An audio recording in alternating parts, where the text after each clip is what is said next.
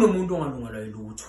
uthi into wona mase uyiyenza bese yabhidlika bangayiyenza abantu babe baningi into ihambe kahle kodwa wona wathi ufuna ufaka isandla kuyo nawe uyizama uyenze bese ingalungi balenza abantu ibhizinisi lihambe kahle kodwa wona mase ufuna ukuliqala leli lakho lokuthengisa amaqanda lingalungi kodwa kube khona abantu elibambela kahle yonke into ethinta yona yilungi ukuthi ebamba yona ayiphefumuli mawufika endaweni vele kuphambana izinto kodwa mangekho umcimbi yonke ihambe kahle unalento yokuthi manje lo moya wakho sowufile ngoba yonke into oyenza ayiyenzeki ayikho into okwazi ukuthi iyenze bese bempumelelo mina ngisawuloyanga mina ngisawuthakathwanga bulala inhlanga kunevideo engayiyenza ngichaza ngeinhlanga nobungozi bazo uma ngabe uneinhlanga emzimbeni wakho ungalapho kuma video wethu uyicheck uzoyithola inhlanga yini inhlanga ingcabo umuntu ogcatshiwe yabona wafaka umuthi thizeni ngoba uma ugcatshiwe usuke sokuphila isilwane esithile noma sekuphila lo muthi esufake kuwo sokuwona uphethe icontrol empilo yakho manje kuyenzeka ukuthi wena ufake inhlanga ezinye phezulu kwezinye lezi azingakafi bese le inhlanga ziyalwa emzimbeni wakho bese phambana into zakho ongasabulu ukuthi